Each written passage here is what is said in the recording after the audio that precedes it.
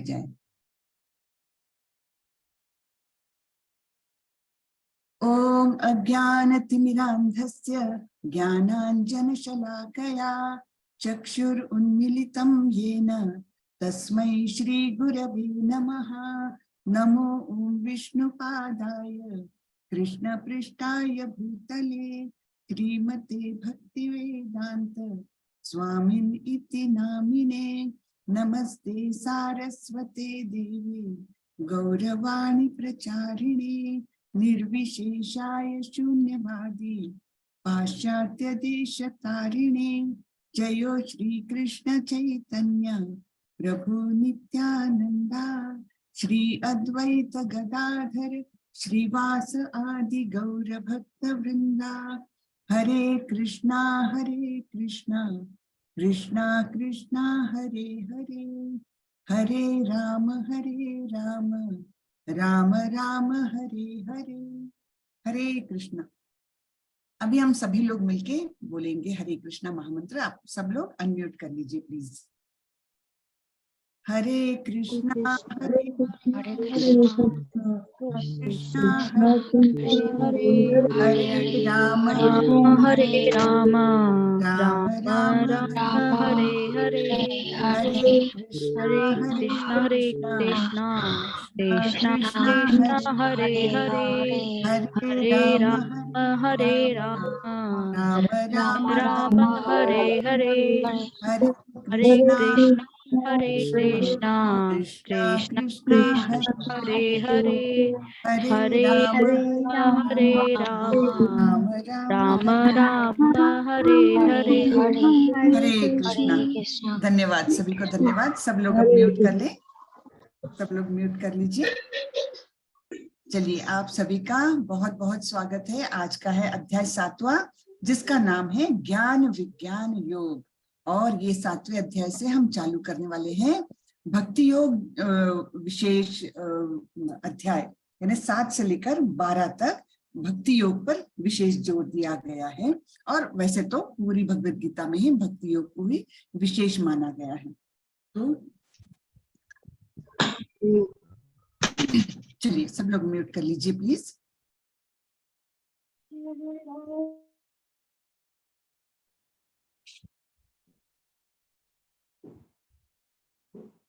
Okay. सो अध्याय 7वां ज्ञान विज्ञान योग। अब ये अध्याय देखिए, भगवान स्वयं बोल करके चालू कर रहे हैं। हमने देखा कुछ अध्याय में शुरुआत होती है अर्जुन के प्रश्न से, और फिर बाकी का अध्याय भगवान बताते हैं उस प्रश्न के बारे में। किंतु कुछ कुछ अध्याय ऐसे हैं जहां पर भगवान स्वयं ही कोई विशेष विषय के बारे में अर्जुन को ज्ञान देते हैं। तो ये भी एक ऐसा ही अध्याय है जिसमें स्वयं भगवान ही इस अध्याय की शुरुआत कर रहे हैं। तो भगवान क्या बोल रहे हैं? श्री भगवान उवाच मय्यासक्तमनः पार्थ योगं युञ्जन्मदाश्रयः असंशयं समग्रं मां यथा ज्ञास्यसि तच्छृणु। श्री भगवान ने कहा, हे पृथा पुत्र, अब तुम सुनो कि किस तरह मेरी भावना से पूर्ण होकर और मन को मुझ में आसक्त करके योगाभ्यास करते हुए मुझे पूर्णतया संशय रहित जान सकते हो। ठीक है ना? तो हम एक एक शब्द को लेते हैं। भगवान उवाच, भगवान कौन? जो षड ऐश्वर्यों से युक्त है। षड ऐश्वर्य आप सबको मालूम है ना? तो ये षड ऐश्वर्यों से युक्त जो है उन्हें भगवान कहा जाता है। फिर भगवान अभी अर्जुन को क्या बोल रहे हैं? पृथा पुत्र, है ना? कुंती माता का एक नाम पृथा भी था, तो उस कुंती के पुत्र अर्थात पृथा के पुत्र, इस प्रकार उन्हें संबोधित कर रहे हैं। तो अब सुनो कि किस तरह तुम मेरी भावना से पूर्ण होकर और मन को मुझ में आसक्त करके योगाभ्यास करते हुए मुझे पूर्णतया संशय रहित जान सकते हो। तो एक तो आसक्त क्या करना है, आसक्त किसमें करना है? मन, अपने मन को हमें कृष्ण में आसक्त करना है। वैसे तो हम कहते हैं जब अध्यात्म में आना है तो हमें कोई चीज के प्रति आसक्त नहीं होना है, सारी ही भौतिक चीजों से हमारी आसक्ति को हमें दूर करना है। लेकिन ऐसे ही आसक्ति दूर नहीं होती, उसको हमें डायरेक्शन उसकी बदलनी है। डायरेक्शन कैसे बदलनी है? पहले हम भौतिक चीजों के विषय में आसक्त होते थे, अरे मुझे ये चाहिए, मुझे वो चाहिए, भौतिक चीजों के प्रति, है ना, मुझे बड़ा घर चाहिए, मुझे बड़ी कार चाहिए, मुझे अच्छा मोबाइल चाहिए, इन भौतिक चीजों के प्रति हमारी आसक्ति थी। लेकिन आसक्ति ठीक है, आसक्ति वैसे ही रखे, सिर्फ उसकी डायरेक्शन बदल दीजिए। सारी आसक्ति हमें कहाँ लानी है? भगवान के पास लानी है। सारी आसक्ति, सारी इच्छाएं हमें कैसी डायरेक्शन बदलनी है?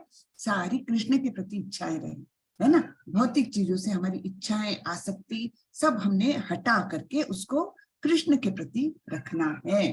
तो इस प्रकार मेरी भावना से पूर्ण होकर, यानी भगवान के प्रति ही, भगवान के ही विचार हमारे मन में रहे और भगवान के ही प्रति हमारी आसक्ति रहे। इस स्थिति में आने के बाद योगाभ्यास करते हुए, यानी ध्यान एकत्रित करते हुए, तुम मुझे पूर्णतया संशय रहित जान सकते हो। ये ज्ञान अभी भगवान देने वाले हैं और भगवान बोल रहे हैं इसे सुनो, तत्श्रुणु, यानी सुनो। तो श्रवणम का अध्यात्म में बहुत ज्यादा महत्व है। आपको याद होगा मैंने परीक्षित महाराज के बारे में बताया था। परीक्षित महाराज केवल जब उनके अंत के 7 दिन बचे थे, क्योंकि उनको श्राप मिला था। आप लोगों को बताई है कि मैंने ये कहानी? आप चैट में लिख दीजिए, ये परीक्षित महाराज की कहानी बताई है क्या? चैट में यस और नो लिख दीजिए कोई।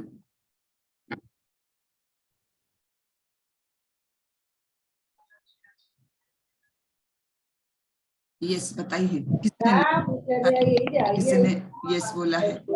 माता जी, हाँ जी माता जी आपने बताया था, लेकिन ये नहीं बताया था कि इनका अंत कैसे हुआ या ये सब। ओके, चलिए मैं बताती हूँ।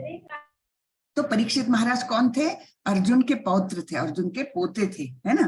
तो उनको, वो बहुत महान राजा थे। हाँ, युधिष्ठिर के बाद परीक्षित महाराज राजगद्दी पर बैठे थे। युधिष्ठिर महाराज और सारे पांडव निकल गए थे, त्याग दिया था उन्हें राज्य। तब परीक्षित महाराज को राजा बना के वो निकले थे। ये बहुत ही महान राजा थे, राजर्षि जिसे कहते हैं ना, बहुत महान राजा थे। लेकिन एक बार क्या हुआ, भगवान की ही लीला है ये भी एक प्रकार से भगवान की लीला है कि एक बार वे शिकार करने के लिए जंगल में गए थे। अब आप बोलेंगे शिकार कैसे करते थे? हाँ, वो तो पाप लगेगा। लेकिन देखिए, क्षत्रियों को शिकार करना आवश्यक होता था, क्योंकि हमेशा तो युद्ध होते नहीं थे। तो उनकी जो युद्ध की वो है स्किल्स है, वो बिल्कुल तैयार रखने के लिए उनको क्या करना पड़ता था कि इस प्रकार शिकार करके और फिर अपने युद्ध कौशल जो है उसकी परीक्षा बीच बीच में लेते रहना पड़ता था। तो ऐसे ही एक बार ये गए थे और फिर क्या हुआ कि बहुत दूर चले गए और उनको बहुत प्यास लगी। तो उन्हें एक आश्रम दिखा, आश्रम में वे चले गए और वहां पर जो ऋषि थे ना, वे एकदम उसमें थे, ध्यान में लगे हुए थे। और ये परीक्षित महाराज वहां पर गए, लेकिन वो साधु बाबा ने, उनका नाम था, उनका नाम मैं भूल गई।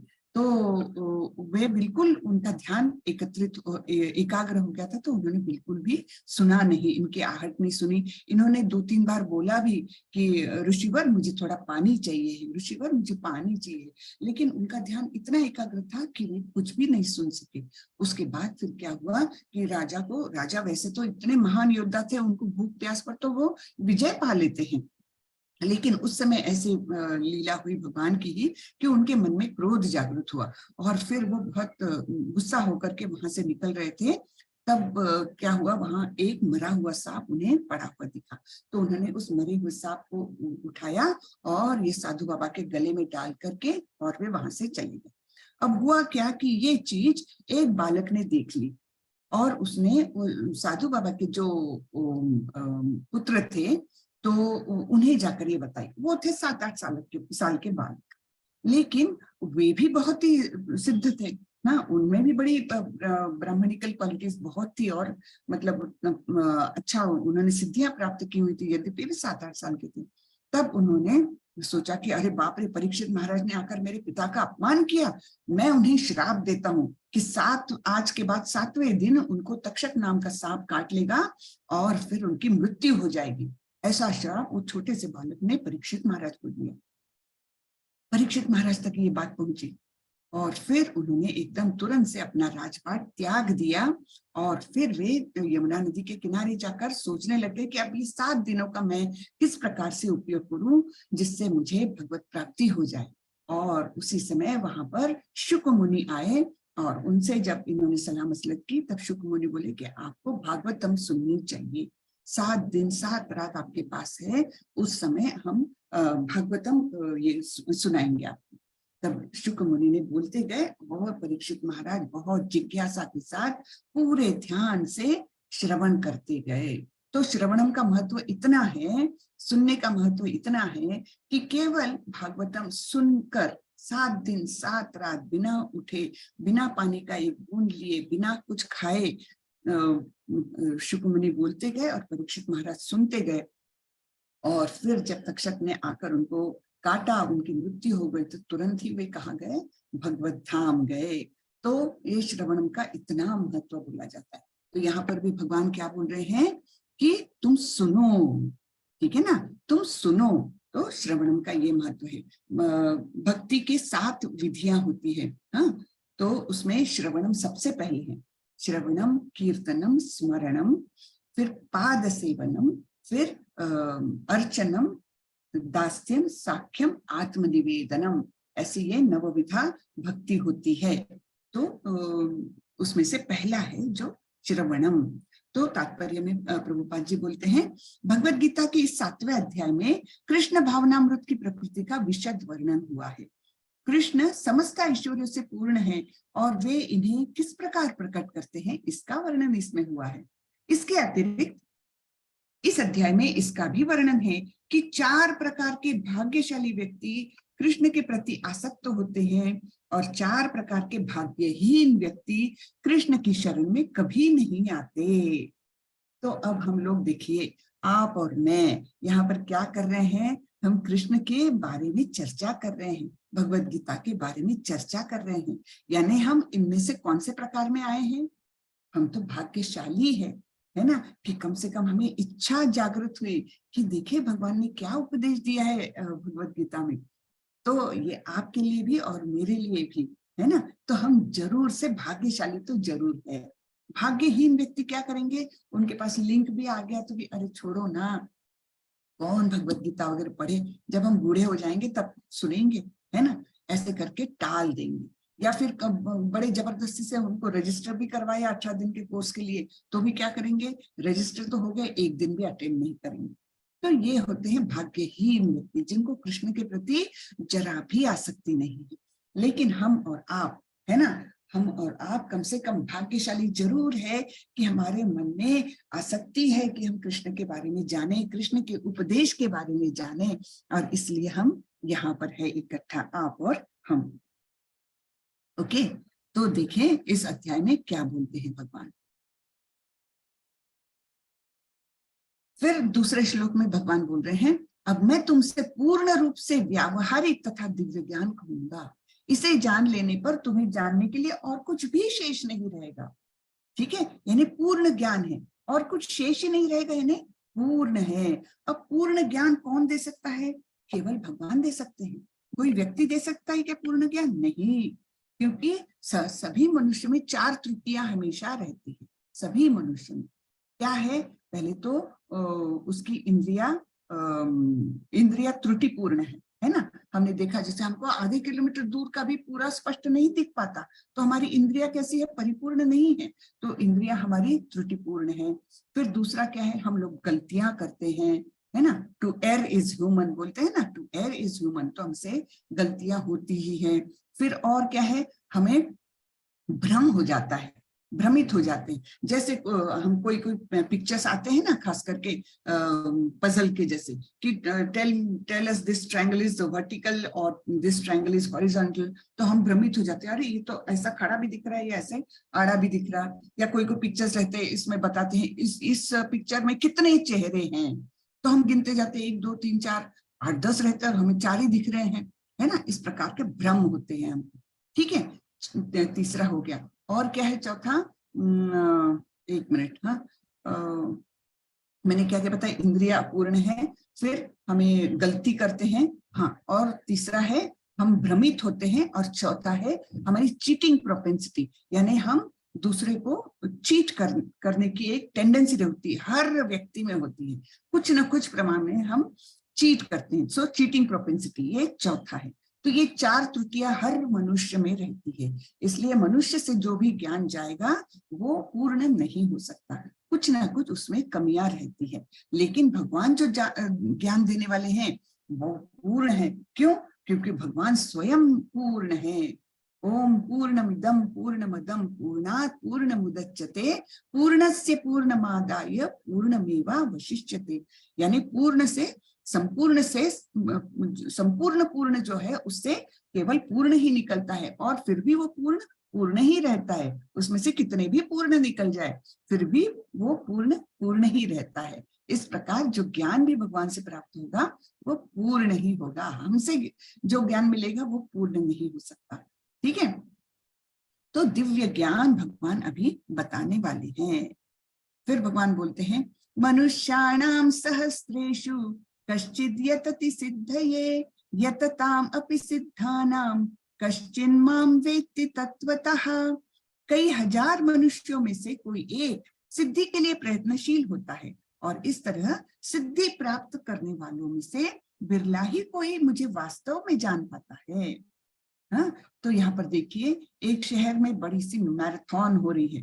तो शहर की तो लोक संख्या है, चलो 2 करोड़ लोग रहते हैं, लेकिन मैराथन में हिस्सा लेने के लिए कितने आएंगे कुछ 50,000 60,000 लोग आ जाएंगे, यानी उसमें से इतने हो गए। फिर ये 50-60 हजार में से जब रनिंग चालू हो जाएगा एक्चुअली, तो 90% तो 1-1.5 किलोमीटर 1.5 किलोमीटर 2 किलोमीटर के बाद खुश होके बैठ जाएंगे, है ना, वो भी छट गए। और फिर जो बच्चे हैं, चलो 20-25 बच्चे हैं, तो उसमें से भी आखिरी तक कितने दौड़ पाएंगे? 2, 3, 4, है ना, आखिरी तक उतने ही दौड़ पाएंगे। तो वैसे ही ये अध्यात्म की स्थिति है कि इतने करोड़ों करोड़ लोग हैं, लेकिन भगवान के प्रति आसक्त होने वाले कितने हैं? कम है। उसमें से भी अभी 18 डेज के लिए आ गए हैं, वो और भी कम है। 18 डेज में से आने पर भी कुछ लोग तो पहले 1-2 दिन सुन के बोर हो जाते, अरे चले छोड़ो, ये तो बुढ़े लोगों के लिए है, हमारे लिए नहीं है, वो भी छट जाते। फिर उसमें से 18 डे कोर्स पूरा किया, लेवल 2 ज्वाइन किया, लेवल 3 ज्वाइन किया, लेवल 4, है ना, आगे आगे उनकी आसक्ति बढ़ती जाती है भगवान के प्रति। हाँ, तो ऐसे लोग तो और भी बिरला है। तो वही भगवान बता रहे हैं कि कई हजार मनुष्य में से कोई एक सिद्धि के लिए प्रयत्नशील होता है, और इस तरह सिद्धि प्राप्त करने वालों में से भी बिरला ही कोई मुझे वास्तव में जान पाता है। यानी प्रेमा भक्ति की स्टेज तक हम में से कितने लोग छटते जाएंगे, और प्रेमा भक्ति में कोई 1-2 ही लोग पहुंच पाएंगे।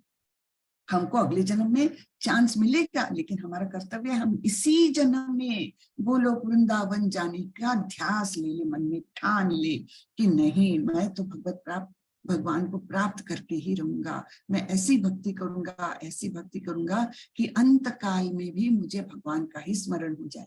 और अभी अगले चैप्टर में आप लोग देखेंगे, उसमें बताया है, अंत काले च मामेव स्मरन् मुक्त्वा कलेवरम, यानी जो अंत काल में भगवान का स्मरण करते हुए देह को त्यागता है, वह निश्चित रूप से देखो, ये अंत काले च मामेव स्मरन् मुक्त्वा कलेवरम यः प्रयाति समद्भावम याति नास्तत्र संशयः। इसमें कोई संशय नहीं कि वो मुझे प्राप्त करेगा, मेरे धाम को आएगा, ऐसे भगवान बोलते हैं अंत काल में। लेकिन हमें स्मरण होना चाहिए। उसके लिए क्या होना चाहिए? हमें, हमारे मन में उतनी भक्ति होना चाहिए, सदा सर्वदा भगवान का स्मरण होना चाहिए। Always remember Krishna, never forget Krishna. ठीक है, फिर अभी भगवान अपनी एनर्जीज के बारे में बता रहे हैं, हाँ, कि उनकी शक्तियां कैसे है, उसका भौतिक जगत में प्रकटीकरण कैसा है, इसके बारे में अभी भगवान बता रहे हैं। हाँ, तो यहाँ पर बताया है, हाँ, यहाँ पर जो बताया है कि मुझे वास्तव में बहुत ही कम लोग जान पाते हैं।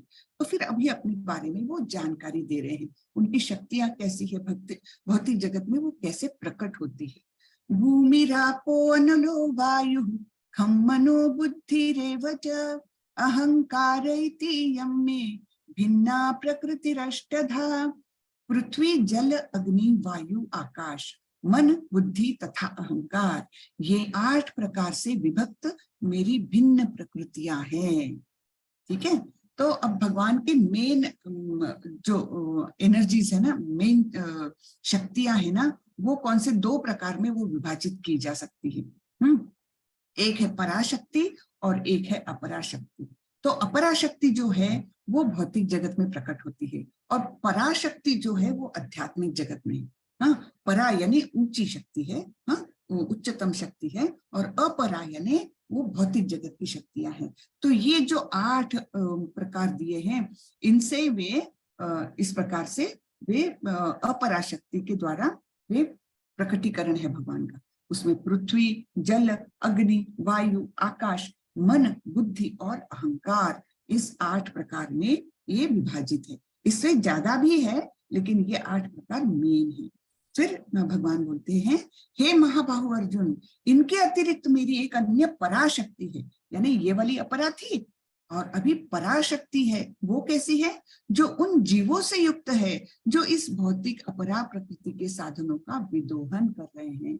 यानी कौन? यानी हम जीव, हमारी जीवात्मा कैसी है? ये पराशक्ति का प्रकटीकरण है।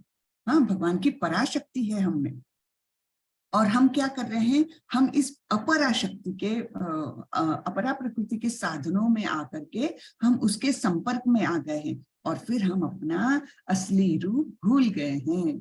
हम ये भूल गए हैं कि हम तो भगवान की उच्च शक्ति के अंश है ना। ये बात हम क्यों भूल गए हैं?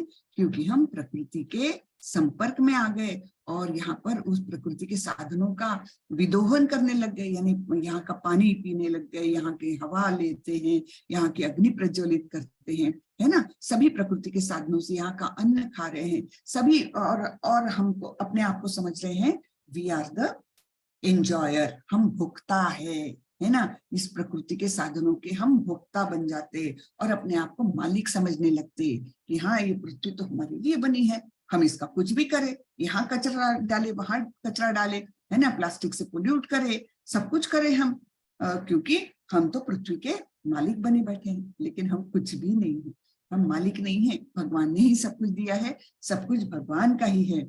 और यही प्रकृति के संसर्ग में आने के कारण हम अपना असली रूप भूल गए हैं। ठीक है, तो हमने देखा भगवान की 2 शक्तियां, एक अपराशक्ति, एक पराशक्ति। अपराशक्ति भौतिक जगत के लिए है, पराशक्ति आध्यात्मिक जगत के लिए है। पराशक्ति के हम जीवात्मा पार्ट एंड पार्सल है पराशक्ति, लेकिन पराशक्ति से हम अपराशक्ति के प्रकृति में आ गए हैं, भौतिक प्रकृति में आ गए हैं, और यहाँ के साधनों का हम लोग एंजॉय कर रहे हैं, विदोहन कर रहे हैं। ठीक है, आगे देखते हैं। सारे प्राणियों का उद्गम इन दोनों शक्तियों में से है। इस जगत में जो कुछ भी भौतिक तथा आध्यात्मिक है, उसकी उत्पत्ति तथा प्रलय मुझे ही जानो। यानी भगवान ही सब कुछ उत्पन्न भी करते हैं और भगवान ही सब कुछ नष्ट भी करते हैं। दोनों कौन करता है? भगवान कृष्ण। ठीक है, तो भौतिक प्रकृति हो या आध्यात्मिक प्रकृति हो, उसको उत्पन्न कौन करता है, उसकी उत्पत्ति कौन करता है? भगवान कृष्ण। और उसका विनाश कौन करता है? वो भी भगवान कृष्ण। ठीक है, यहाँ पर हम देखते हैं ये है कारणोदकशायी विष्णु, जिन्हें महाविष्णु भी कहा जाता है। तो महाविष्णु क्या करते हैं? उनके श्वास श्वास से ऐसे अनेकों ब्रह्मांड निकलते हैं।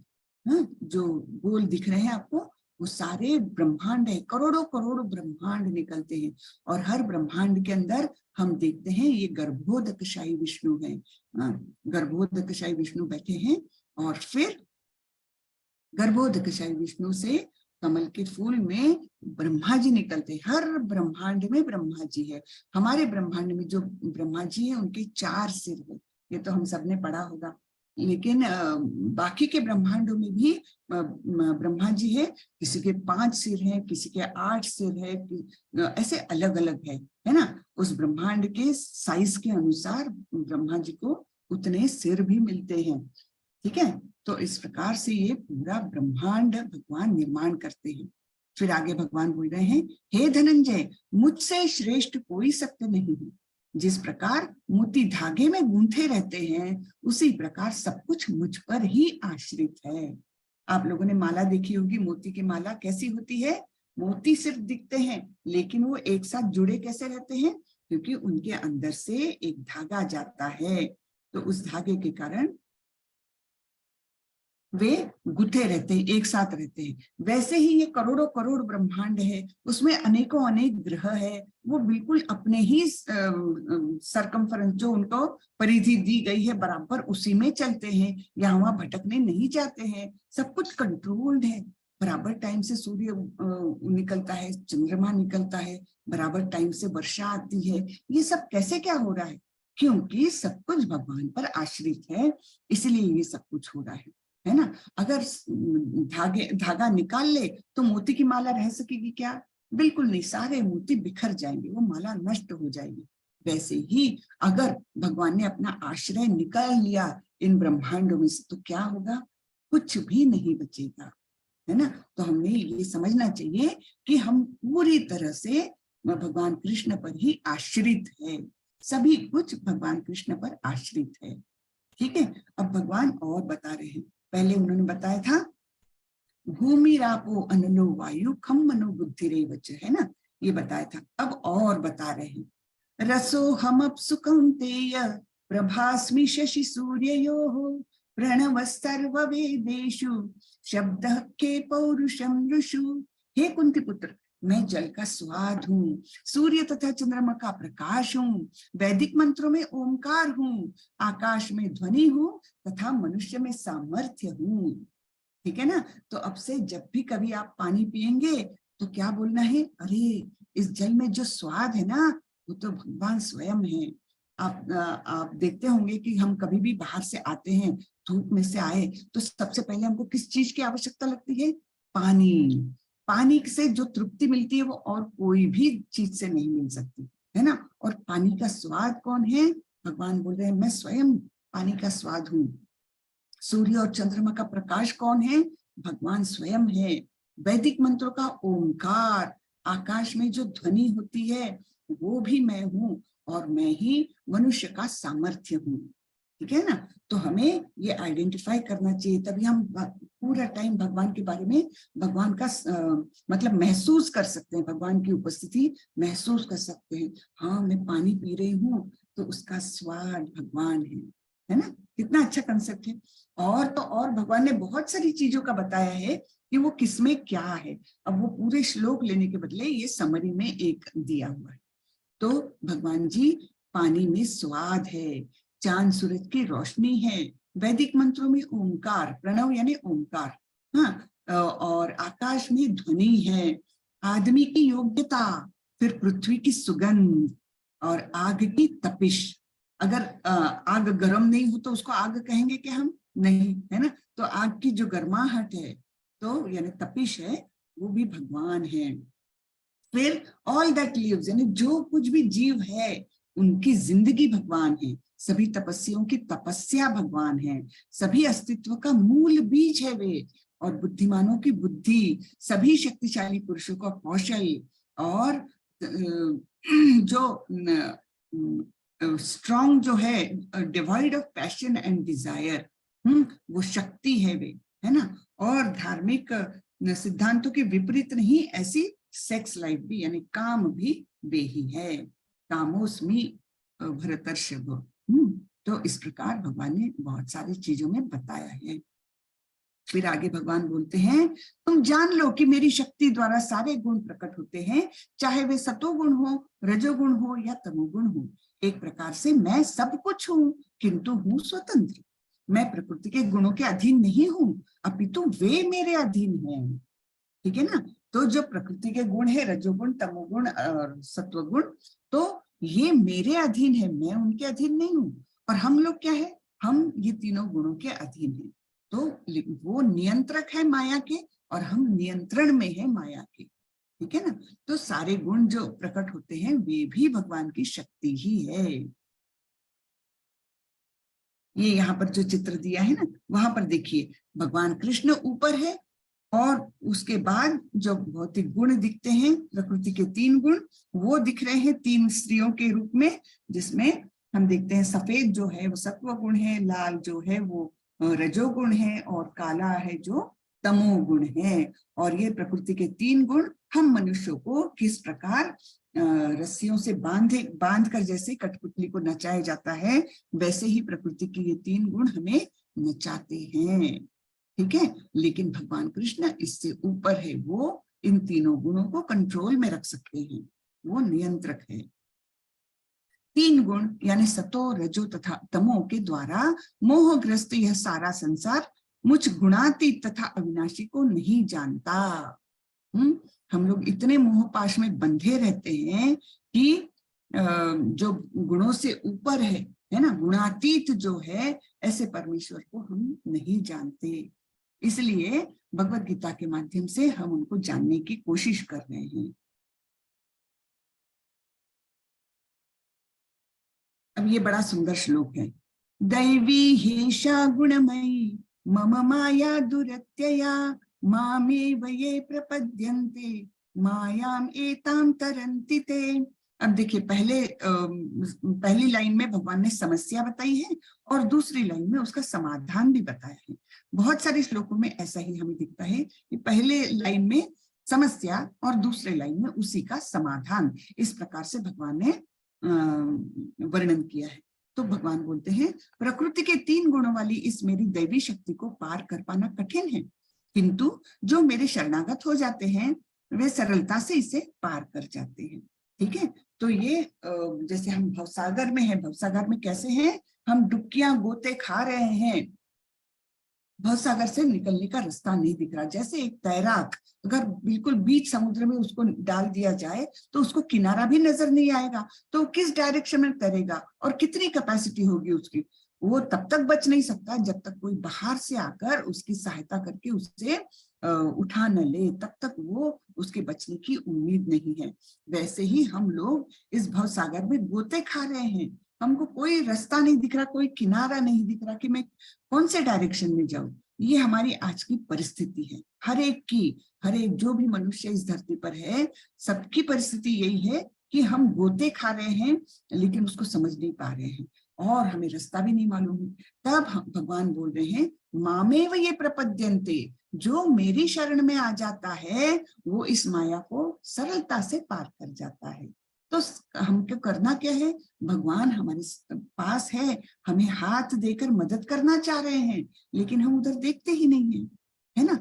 तो हमें भगवान की शरण में जाना चाहिए, और जब हम शरण में जाते हैं तब हम इस भवसागर को सरलता से पार कर सकते हैं। अब दूसरा एक उदाहरण हम दे सकते हैं, जैसे हमने अभी देखा कि 3 गुणों वाली प्रकृति है वो हमें बांधे रखती है, यानी हमारे हाथ पैर बंधे हुए हैं। तो जो बंधा हुआ इंसान है उसे कौन हेल्प कर सकता है, जो बंधा हुआ नहीं है वही हेल्प कर सकता है ना। एक बंधा हुआ व्यक्ति दूसरे बंधे हुए व्यक्ति को मदद नहीं कर सकता, तो बंधे हुए व्यक्ति को मदद करने के लिए जो बंधन मुक्त है ऐसे किसी की आवश्यकता है। और बंधन मुक्त कौन है, केवल ईश्वर, केवल भगवान कृष्ण, ये इन तीनों बंधनों से मुक्त है, वो उसके परे है, गुणातीत है, तो वे ही हमें मदद कर सकते हैं। तो ये हमने जानना चाहिए, और केवल इजी है। काम क्या करना है, हमें भगवान की शरण में जाना है। हे भगवान, अब तू ही मेरा रखवाला है, तू ही मेरा पालन करता है, जो तेरी इच्छा है वो कर, मैं तेरी शरण में आया, है ना। ऐसे बोलेंगे, भगवान की शरण में जाएंगे तो ही हमारा बचाव हो सकता है। अब यहाँ पर भगवान एक प्रकार के लोगों को बता रहे, जो हमने देखा था ना, भाग्यहीन और भाग्यशाली, है ना। तो ये भाग्यहीन लोगों के बारे में अभी भगवान बता रहे हैं। नमाम दुष्कृतिनो मूढ़ः प्रपद्यन्ते नराधमः मायया परित ज्ञाना आसुरं भावमाश्रितः। तो जो निपट मूर्ख है, जो मनुष्यों में अधम है, जिनका ज्ञान माया द्वारा हर लिया गया है, तथा जो असुरों की नास्तिक प्रकृति को धारण करने वाले हैं, ऐसे दुष्ट मेरी शरण ग्रहण नहीं करते। ठीक है, तो कौन कौन है? 4 प्रकार बताए हैं। जो निपट मूर्ख है, जो मनुष्य में अधम है, जिनको नराधम कहा है भगवान ने, जिनका ज्ञान माया द्वारा हर लिया गया है, तथा जो असुरों की नास्तिक प्रकृति को धारण करने वाले हैं। ये 4 प्रकार के जो दुष्ट लोग हैं, दुष्कृतिनो है ना, दुष्कृतिनो बोला है भगवान ने, ऐसे दुष्ट लोग मेरी शरण ग्रहण नहीं करते। ठीक है, हम देखते हैं निपट मूर्ख कौन होते हैं। तो जैसे कि गधा, गधा क्या करता है? दिन भर परिश्रम करता है, दिन भर परिश्रम करता है, यहाँ से वहां ढोता है सामान, उधर से मालिक उसको मारते हैं, छड़ी मारते, फिर उधर से सामान इधर लाता है, दिन भर परिश्रम करता है। क्यों करता है? कि रात को उसको थोड़ी सी घास मिल जाएगी। अगर वो परिश्रम ना करे तो क्या कर सकते हैं? भगवान ने तो जगह जगह पर घास लगाई रखी है, कहीं भी जाके वो घास खा सकते हैं। भगवान किसी को भूखा नहीं मरने देते, लेकिन हम है कि हम ये जानते ही नहीं कि भगवान ही पालन करता है हर एक का। तो हमें अपने भरण पोषण की चिंता करने की आवश्यकता नहीं है। तो वैसे ही कई व्यक्ति ऐसे रहते हैं, सुबह से लेकर रात तक बिल्कुल मेहनत, गधा मेहनत करते रहते हैं। क्यों? क्योंकि कुछ पैसे मिलेंगे और मैं अपना पेट भर सकूंगा। तो उन्हें भगवान निपट मूर्ख कह रहे हैं। उनको यानी केवल आहार निद्रा भय मैथुन जो मैंने बताया ना, जिसमें हम और पशु एक समान हैं, तो उसमें से केवल आहार के बारे में सोचने वाले ये निपट मूर्ख है। तो वैसे लोग भगवान की शरण में नहीं जाते। उनको लगता है बस काम ही करो, काम ही करो। सवेरे 7 बजे से लेकर रात को 2 बजे तक काम करेंगे, फिर 7 बजे से लग जाएंगे, एकदम गधे के समान, है ना, केवल अपने कुटुंब का भरण पोषण करने के लिए। फिर दूसरे बताए हैं जो मनुष्य में अधम है, मनुष्य में अधम है, बिल्कुल नीच लोग हैं, उनकी विचारधारा बिल्कुल गलत है। फिर तीसरा है जिनका ज्ञान माया द्वारा हर लिया गया है। यानी ये ज्ञानी तो है, जैसे कोई साइंटिस्ट होते हैं, कोई दार्शनिक लोग होते हैं, तो वो ज्ञानी तो है, लेकिन उनका ज्ञान कैसा है? माया द्वारा हर लिया गया है। माया एक प्रकार से आच्छादन कर रही है आध्यात्मिक जगत के बीच में, यानी उनकी बुद्धि ऐसी हो गई कि वो भगवान को मानते ही नहीं, जानते ही नहीं कि भगवान भी कुछ होते हैं। वो केवल अपने आप को दार्शनिक और फिलोसोफर, साइंटिस्ट ऐसे इस प्रकार से अपने आप को बहुत ज्ञानी मानते हैं, लेकिन उनका ज्ञान जो है वो माया द्वारा हर लिया गया है। फिर चौथे कौन है? असुर लोग, जो नास्तिक प्रकृति के हैं, जैसे कि हिरण्यकशिपु। वो क्या बोलते थे कि मेरी ही पूजा करो, मेरा ही नाम स्मरण करो, भगवान कुछ नहीं होते, उनको क्यों इतना महत्व दे रहे हो, है ना, मैं ही हूँ भगवान इस जगत का। इस प्रकार जो अपने आप को भी बहुत महान मानते हैं और भगवान को नहीं मानते हैं, उन्हें कहा गया है असुर प्रकृति के, आसुरम भावम आश्रिता, है ना। तो ऐसे 4 प्रकार के लोग जो है वे भगवान की शरण ग्रहण नहीं करते, शरण में नहीं आते। अब उसके अगेंस्ट 4 सुकृतिनों के बारे में बताया, 4 भाग्यशाली व्यक्तियों के बारे में बताया, है ना, जो ये लोग थे भाग्यहीन और ये लोग हैं भाग्यवान। तो चतुर्विधा भजन्ते माम जना सुकृतिनोर्जुन, आर्तो जिज्ञासुरर्थार्थी ज्ञानी च भरतर्षभ। हे भरत श्रेष्ठ, 4 प्रकार के पुण्यात्मा मेरी सेवा करते हैं। कौन कौन है वो? एक आर्त, जिज्ञासु, अर्थार्थी तथा ज्ञानी। इस 4 लोगों की 4 श्रेणियां हैं। वे जो पीड़ित है यानी आर्त, हाँ, आर्त बहुत कष्ट में है, उन्हें आर्त कहा जाता है। कष्ट में रहते हुए वे भगवान को बिल्कुल आर्तता से पुकारते हैं, भगवान मेरी मदद करो, हाँ, ये तकलीफ, ये मेरी हेल्थ इतनी खराब हो चुकी है, मेरी मदद करो। बहुत आर्तता से भगवान के पास जाते हैं। ठीक है। फिर दूसरा प्रकार है अर्थार्थी, जिन्हें धन की आवश्यकता है। भगवान मुझे तेरा पैसे की आवश्यकता है, हॉस्पिटल के बिल्स भरने हैं, ये करना है, वो करना है, मुझे धन की आवश्यकता है। तो वह अर्थार्थी है ना, अर्थ यानी धन। तो अर्थ के लिए जो जाते हैं भगवान के पास, उन्हें कहेंगे अर्थार्थी। फिर तीसरे हैं जिज्ञासु, जैसे हम लोग हैं, है ना, हम लोग भी कैसे आए हैं? आप लोग में से बहुत सारे लोग जिज्ञासु होंगे, या हो सकता है और भी कुछ होंगे। आप अपने आप को आइडेंटिफाई करो कि आप क्यों आए हो इस भगवत गीता की क्लास में। मैं तो जिज्ञासावश आई थी, इसलिए मैं अपना बता सकती हूँ। तो मैं जिज्ञासु में आई थी, ठीक है, अभी तो जिज्ञासु, मतलब अभी भी जिज्ञासु ही हूँ, अभी मेरी पहुंच बहुत ऊपर नहीं गई है, लेकिन जब एंटर किया था तब तो मैं जरूर से जिज्ञासु थी। फिर चौथे कौन है? वे जिन्हें परम सत्य का ज्ञान है, यानी ज्ञानी है वो लोग, लेकिन ज्ञानी के बाद क्या चाहिए? भगवत प्राप्ति। तो उसके लिए ज्ञान होते हुए भी वे भगवान की खोज करते हुए भगवान को प्राप्त करने के लिए भगवान के पास आते हैं, है ना, कि मुझे आपको प्राप्त करना है।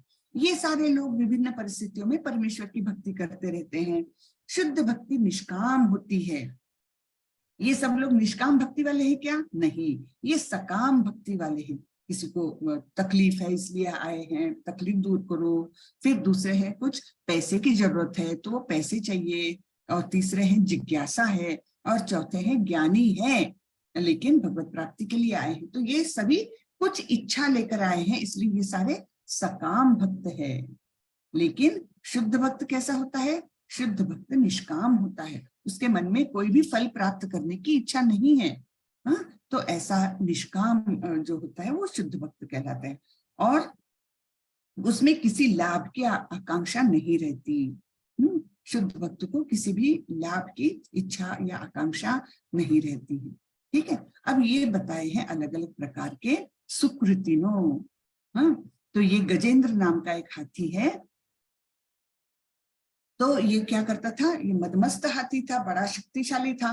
तो वो क्या करता था? अपने जंगल में अपने सारे पत्नियों के साथ और अपने मित्रों के साथ टहलता रहता था, एकदम मस्ती में, है, झूमते हुए अपना जाता रहता था। एक बार ऐसी टोली पूरी जा रही थी इनकी, तो इन्हें एक बड़ा ही सुंदर जलाशय दिखा जिसमें बहुत सारे कमल के फूल लगे हुए थे। तो गजेंद्र ने सोचा, सारे ही हाथियों ने सोचा कि चलो मस्त स्नान करते हैं, क्योंकि हाथियों को तो स्नान करना, पानी से खेलना बहुत पसंद है। तो सारे हाथी अंदर उतर गए जलाशय में। लेकिन हुआ क्या, उस जलाशय में एक बड़ा मगरमच्छ रहता था, और उसने, है ना, गजेंद्र का पैर पकड़ लिया, दबोच लिया। अब वो पानी में रहने के कारण मगरमच्छ ज्यादा तगड़ा था, और धीरे धीरे इसका इतना ब्लड इतना चला गया कि वो धीरे धीरे कमजोर होता गया। और इसके पहले तो इसके हाथियों ने, मित्रों ने उसको मदद करने की कोशिश की, लेकिन कुछ नहीं कर सके। फिर सारे हाथी किनारे पर आ गए, और ये अकेला उस मगरमच्छ के साथ लड़ता रहा। 1000 साल तक इनका युद्ध चला, और इसमें वो गजेंद्र जो है वो बहुत कमजोर हो गया। और जब बहुत कमजोर हो गया तब उसको पिछले जन्म की बात याद आ गई। क्या? ये याद आ गया कि अरे मैं तो इंद्रद्युम्न नाम का राजा था, और मैं भगवान का बहुत भक्त था, लेकिन किसी ने मुझे श्राप दिया था, तो मुझे हाथी का जन्म लेना पड़ा। और इस आर्तता में, तकलीफ में उसे उसकी सारी प्रार्थनाएं याद आ गई। गजेंद्र को पिछले जन्म की सारी प्रार्थनाएं, भक्ति याद आ गई, और उसने बहुत आर्तता से भगवान की प्रार्थना की। तो भगवान विष्णु उस आर्त प्रार्थना को सुनकर वहां स्वयं गरुड़ पर बैठकर आए। और जैसे ही भगवान आए तो गजेंद्र ने क्या किया, इतनी तकलीफ में भी उसने क्या किया, वहां पर लगा हुआ एक कमल का फूल तोड़ा और भगवान विष्णु के चरणों में अर्पित किया। तो भगवान विष्णु बहुत प्रसन्न हो गए कि इतने कठिन परिस्थिति में, यानी अंतकाले च मामे वो हो गया ना, ये अंतकाल में भी उसने भगवान को स्मरण किया। तो भगवान बहुत प्रसन्न हो गए, और उन्होंने उस मगरमच्छ को मारा और इसको मुक्ति दिलाई, है ना। तो वो इंद्रद्युम्न नाम का राजा था। वैसे ही मगरमच्छ का भी पिछला जन्म था, वो एक हुहु नाम का यक्ष था, और वो बहुत शैतानी करता था। तो एक बार क्या हो गया, एक मुनि ऋषिवर पानी में ऐसे अर्घ्य दे रहे थे, सूर्य को अर्घ्य देते हैं ना, सूर्य को जल चढ़ाते हैं, वो कर रहे थे अपना शांत बिल्कुल भक्ति भाव से। तो ये हुहु नाम के यक्ष ने क्या किया, पानी के अंदर से गया और एकदम से उस ऋषिवर के पैर खींचे। तो वो एकदम हड़बड़ा गए, उनको लगा किसी मगरमच्छ ने मेरा पैर पकड़ा है, एकदम वो डर गए वो। और फिर ये हुहु नाम का यक्ष एकदम हंसते हुए बाहर निकला कि हाँ, कैसे मैंने डराया आपको, है ना। तो इस प्रकार से उसने मस्ती की, लेकिन वो ऋषिवर बहुत गुस्सा हो गए, बोले कि तुमको इतना शौक है मगरमच्छ बनने का, जाओ तुम मगरमच्छ बन जाओ, और फिर तुमको भगवान विष्णु के हाथों से ही तुमको जब कभी मुक्ति मिलेगी। तो इस प्रकार इन दोनों की पूर्वजन्म की ये बातें हैं। तो ये गजेंद्र कौन से कैटेगरी में आए? गजेंद्र आए आर्त, है ना। यहाँ पर द्रौपदी का चीरहरण हो रहा है। उसने भी पहले तो उसने भीष्म पितामह, इवन धृतराष्ट्र, सारे उसके पति, द्रोणाचार्य, सबको विनती की थी कि मुझे बचाओ, लेकिन कोई भी मदद नहीं कर सका। तब एकदम आर्त भाव से उसने कृष्ण को पुकारा, है ना। तो तब कृष्ण ने आकर के स्वयं उसकी रक्षा की थी, है ना। तो ये भी कौन से कैटेगरी में आई? आर्त, है ना। फिर यहाँ पर ये ध्रुव महाराज दिख रहे हैं नीचे। नीचे जो है ध्रुव महाराज 5 साल के थे तब वो तपस्या करने गए। क्यों गए? क्योंकि उन्होंने ठान लिया था कि मैं भगवान से क्या मांगूंगा, मैं मेरे पिता से भी बड़ा राज्य मांगूंगा जहां से मुझे कोई उठा ना सके, है ना। तो उसकी भी कहानी है, अब इतना टाइम तो नहीं है, मैं कभी फिर बताऊंगी। और इस प्रकार से ये सारे एक न एक कैटेगरी में आते हैं। यहाँ पर परीक्षित महाराज शुकमुनि के सामने बैठकर सुन रहे हैं, तो वो जिज्ञासु है। और ये यहाँ पर नैमिषारण्य में बहुत सारे ऋषि इनसे सुन रहे हैं, सूत गोस्वामी से सुन रहे हैं भागवतम। तब ये सब लोग ज्ञानी में आए, ठीक है। तेषां ज्ञानी नित्य युक्त एक भक्तिर विशिष्यते, प्रियो हि ज्ञानिनोत्यर्थम अहम सच मम प्रियः। इनमें से जो परम ज्ञानी है और शुद्ध भक्ति में लगा रहता है वह सर्वश्रेष्ठ है, क्योंकि मैं उसे अत्यंत प्रिय हूं और वह भी मुझे प्रिय है। तो इन चारों श्रेणियों में से ज्ञानी जो है उसको सर्वश्रेष्ठ माना है, क्योंकि बहुत ज्ञान प्राप्त करने के बाद उसको पता चलता है कि परमेश्वर ही सभी कारणों के कारण है। हाँ, और इस प्रकार जब उसका वो शुद्ध भक्ति में आता है तो भगवान को बहुत प्रिय है और उसको भी भगवान बहुत ही प्रिय है। बहुनाम जन्मनाम अन्ते ज्ञानवान मां प्रपद्यते, वासुदेवः सर्वमिति स महात्मा सुदुर्लभः।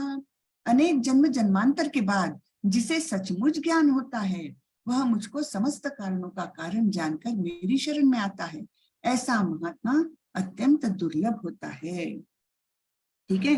तो यहाँ पर भी देखिए गोपियों का ही उदाहरण दिया गया है। तो गोपियां अत्यंत महान, यानी बहुत बहुत ही शुद्ध भक्त वो थी, है ना। तो इसलिए ये भगवान को प्रिय थी और उनको भी भगवान प्रिय थी, ठीक है। फिर जिनकी बुद्धि भौतिक इच्छाओं द्वारा मारी गई है वे देवताओं की शरण में जाते हैं और वे अपने अपने स्वभाव के अनुसार पूजा विशेष विधि विधानों का पालन करते हैं। तो देवी देवताओं की पूजा करने को भगवान मना नहीं कर रहे, लेकिन उनको क्या बोल रहे हैं कि जिनकी बुद्धि भौतिक इच्छाओं द्वारा मारी गई है वो देवताओं के पास जाते हैं, ये बता रहे हैं भगवान। हाँ, और वे फिर अपने अपने स्वभाव के अनुसार मैं तो 10 दिन का उपवास करूंगा, मैं इतना प्रसाद चढ़ाऊंगा, मैं इस तरीके से व्रत करूंगा, जो कुछ है मैं इस प्रकार से हवन कराऊंगा, ऐसे अलग अलग अपने पूजा के विशेष विधि विधानों का पालन करते हैं वो अपनी बुद्धि के अनुसार। लेकिन भगवान बोल रहे हैं उनकी बुद्धि भौतिक इच्छाओं द्वारा मारी गई है, वे ही जाते हैं देवताओं के पास, ठीक है। मैं प्रत्येक जीव के हृदय में परमात्मा स्वरूप स्थित हूँ। जैसे ही कोई किसी देवता की पूजा करने की इच्छा करता है मैं उसकी श्रद्धा को स्थिर करता हूँ। यानी भगवान मना नहीं करते, बल्कि परमात्मा स्वरूप वो अंदर है बैठे, तो वो और क्या करते हैं, तुम्हारी इच्छा को, तुम्हारी श्रद्धा को और दृढ़ करते हैं। हाँ, कि हाँ मेरे को तो ये देवता ही मेरी इच्छा पूरी कर सकेंगे, तो मैं इन्हीं की पूजा करूंगा, सुबह नारियल चढ़ाऊंगा, शाम को दूध चढ़ाऊंगा, जो कुछ अपनी श्रद्धा के अनुसार लोग विधि विधान करते हैं। तो भगवान उसको अंदर से उसको स्टेबिलिटी देते हैं, दृढ़ करते हैं इन विचारों को। हाँ, तो मैं उसकी श्रद्धा को स्थिर करता हूं जिससे वह उसी विशेष देवता की भक्ति कर सके, ठीक है ना।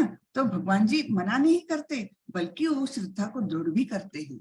हाँ, तो इसलिए कई लोग एकदम विश्वास रखते हैं कि नहीं नहीं यही भगवान सबसे श्रेष्ठ है, तो ये भी करने वाले कृष्ण ही है कि उनकी श्रद्धा को दृढ़ करते हैं। लेकिन पहले ही उन्होंने बोल दिया कि जिनकी बुद्धि भौतिक इच्छाओं से मारी जाती है वही देवताओं के पास जाते हैं।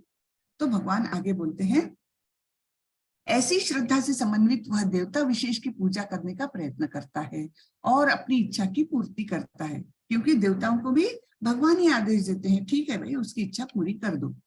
किंतु वास्तविकता तो यह है कि ये सारे लाभ केवल मेरे द्वारा प्रदत्त है, यानी देवताओं की पूजा करके हमको जो लाभ मिलते हैं वो भी एक्चुअली कौन देता है? भगवान कृष्ण देते हैं। ठीक है, अल्प बुद्धि वाले व्यक्ति देवताओं की पूजा करते हैं और उन्हें प्राप्त होने वाले फल सीमित तथा क्षणिक होते हैं। देवताओं की पूजा करने वाले देवलोक को जाते हैं, किंतु मेरे भक्त अंततः मेरे परम धाम को प्राप्त होते हैं। तो आप बोलोगे अच्छा देवलोक तो मिलता है उनको, तो क्या नुकसान हुआ उनका? तो देवलोक क्या है? ये भी भौतिक जगत में है। तो वहां पर भी जन्म मृत्यु है, वहां पर जाके आप पूरा मतलब ऐसा नहीं कि यद गत्वा न निवर्तन्ते तद्धाम परमं मम, ऐसा नहीं है कि वहां से आप वापस ही नहीं आओगे। वहां पर रहोगे जब तक आपके पुण्य का बैलेंस है तब तक रहोगे, फिर आके भौतिक जगत में, मतलब भौतिक जगत में ही है वो, लेकिन फिर आकर अपने ये भूमि पर इस टाइप के भूलोक में आ जाओगे और फिर जन्म मृत्यु का सुख दुख का सारा ये झमेला होता ही रहेगा। तो ये जो भी फायदे हैं वो कैसे हैं? क्षणिक है। आप कल देखा था ना हमने, ब्रह्मा जी का क्षण यानी हमारे 1,00,000 वर्ष, तो इसलिए उसे क्षणिक कहा गया कि थोड़े साल आप कुछ दिन एंजॉय करोगे, 2-4 क्षण ब्रह्मा जी के, एक क्षण तो भी बहुत हो गया। तो ऐसे इस प्रकार से वो टेम्पररी होता है बेसिकली, लेकिन कृष्ण धाम को जाते हैं तब वापस आने का सवाल ही नहीं। ठीक है, बुद्धिहीन मनुष्य मुझको ठीक से न जानने के कारण सोचते हैं कि मैं यानी भगवान कृष्ण पहले निराकार था और अब मैंने इस स्वरूप को धारण किया।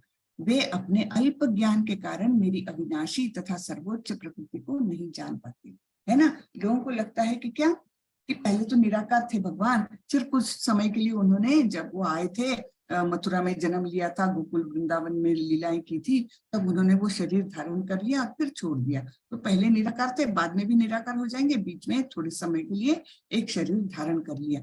लेकिन वैसा नहीं है, भगवान का स्वरूप ही वैसा है, परमानेंटली वैसे ही है वे। जैसे कृष्ण हमने इसमें मतलब हम देखते हैं, जो उनके पिक्चर्स वगैरह देखते हैं, वही उनका असली स्वरूप है। क्योंकि ये सारा जो पिक्चर्स वगैरह होते हैं ना, ये काहे पर से निकाले गए हैं पता है? ये सारे पिक्चर्स हमारे शास्त्रों में से जो वर्णन मिलता है उसके अनुसार ये निकाले गए हैं। और इस्कॉन के तो सारे ही जो पेंटिंग्स है वो भक्तों ने की हुई पेंटिंग्स है। तो भक्त इतना शास्त्रों का अभ्यास करते हैं, उसके बाद एक छवि उनके दिमाग में आती है, तब वे ड्रॉ करते हैं। इस्कॉन की पेंटिंग्स बड़ी ही सुंदर होती है। उसके समान आप मतलब आप लोगों के पास अगर बुक्स होंगी इस्कॉन की, तो उसमें पेंटिंग्स आप लोगों को मिल जाएगी देखने को। इतनी सुंदर होती है वह पेंटिंग्स की। चलिए अभी तो नहीं बता सकती मैं। तो क्या बोल रहे हैं कि उनको लगता है पहले निराकार थे और फिर वो उन्होंने आकार धारण किया। वैसा नहीं है, क्योंकि वे भगवान को नहीं जान पाते कि वे अविनाशी है, उनका तो कभी नाश ही नहीं होता। और भगवान की जो प्रकृति है वो सर्वोच्च है, परा प्रकृति में है भी, है ना। तो वे नहीं जान पाते, ये लोग बुद्धिहीन है, ऐसा भगवान बोल रहे हैं।